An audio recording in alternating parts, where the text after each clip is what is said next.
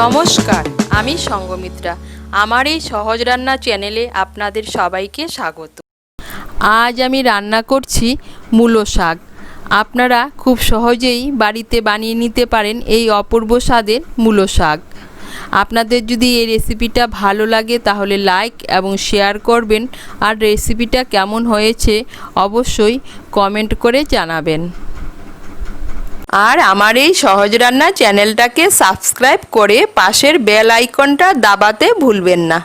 এখানে আমি 2 আটি মূলো শাক নিয়েছি, নিয়ে শাকটাকে ভালো করে ধুয়ে এভাবে কুচি কুচি করে কেটে নিয়েছি। এখন আমি শাকটাকে নুন দিয়ে একটু মেখে নেব। এর মধ্যে দিয়ে দিচ্ছি সামান্য একটু নুন,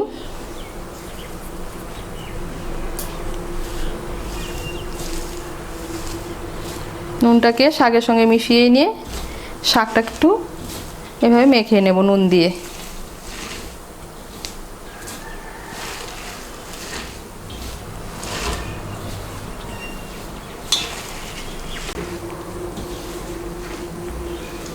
এই দেখুন, নুন দিয়ে শাকটাকে আমি মেখে নিয়েছি। এখন এটাকে আমি 10 মিনিটের জন্য রেখে দেব। প্রথমে আমি বেগুনগুলো ভেজে নেব। তার জন্য আমি কড়াইতে দিয়ে দিচ্ছি তেল। আমি শাকটা সাদা তেল দিয়ে রান্না করছি, আপনারা চাইলে সর্ষের তেল দিয়েও করতে পারেন। আমি কড়াইতে দিয়ে দিচ্ছি 2 বড় চামচ সাদা তেল। তেলটা গরম হলে প্রথমে এর মধ্যে আমি বেগুনগুলো ভেজে নেব। আমি 2টো সরু বেগুন নিয়েছি, নিয়ে টুকরো করে কেটে নিয়েছি।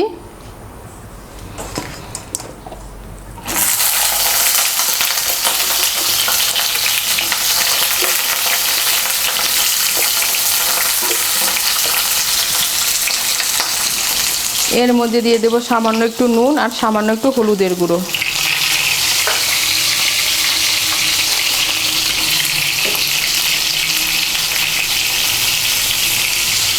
নুন আর হলুদের গুঁড়োটা মিশিয়ে নিয়ে বেগুনগুলোকে ভেজে নেব। বেগুনগুলোকে লাল করে ভেজে নিয়েছি। এখন আমি বেগুনগুলোকে তুলে নিচ্ছি। বেগুন ভাজার পর কড়াইতে যে তেল আছে এই তেলেই আমি রান্নাটা করব। এর মধ্যে আমি দিয়ে দিচ্ছি 2টো শুকনো লঙ্কা। লঙ্কাগুলোকে একটু ভেজে নেব। ভেজে নিয়েছি। এখন আমি এর মধ্যে দিয়ে দেব থেতো করে রাখা রসুন। এখানে আমি একটা বড় সাইজের রসুনের কোয়া থেতো করে নিয়েছি। রসুনগুলোকে লাল করে ভেজে নেব।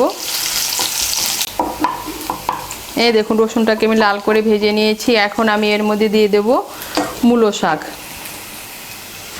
এই দেখুন, মূলো শাকটাকে আমি 10 মিনিটের জন্য মেখে রেখে দিয়েছিলাম, আর মূলো শাক থেকে এই জলটা বেরিয়েছে। এই জলটাকে আমি ফেলে দেব। ফেলে দিয়ে মূলো শাকটা এর মধ্যে দিয়ে দেব।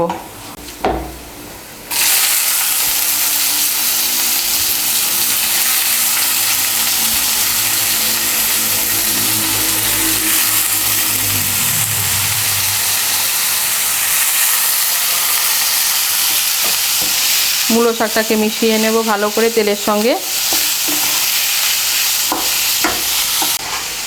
এই দেখুন, মূলো শাকটাকে আমি তেলের সঙ্গে ভালো করে মিশিয়ে নিয়েছি। এখন আমি এর মধ্যে দিয়ে দিচ্ছি নুন। আমি মূলো শাকটাকে একটু নুন দিয়ে মেখে রেখে দিয়েছিলাম, তাই নুনের পরিমাণটা একটু কম দেব। আমি বেগুনগুলো ভাজার সময়ও নুন দিয়েছি।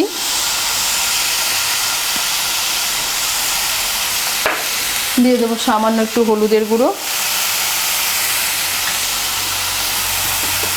আর দিয়ে দেব কাঁচা লঙ্কা।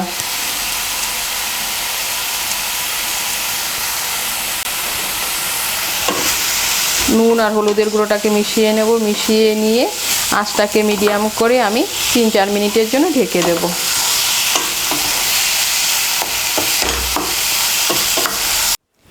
আঁচটাকে মিডিয়াম করে আমি 3 মিনিটের জন্য ঢেকে দিয়েছিলাম।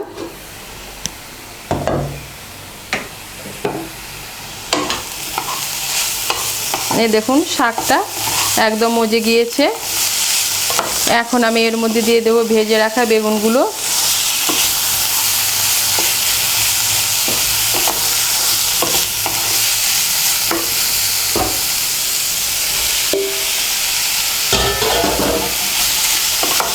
বেগুনগুলোকে মিশিয়ে নেব। আর আপনারা যারা চিনি খেতে পছন্দ করেন তারা এর মধ্যে চিনি দিতে পারেন, আমি এর মধ্যে কোনো চিনি দিচ্ছি না। বেগুনগুলোকে শাকের সঙ্গে মিশিয়ে নিয়ে আরও আমি 1 মিনিটের মতো রান্না করে নেব।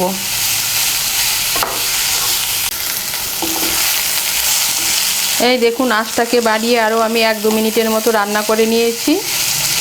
শাক আর বেগুন ভালো করে একসঙ্গে মিশে গিয়েছে আর তৈরি হয়ে গেল মূলো শাক।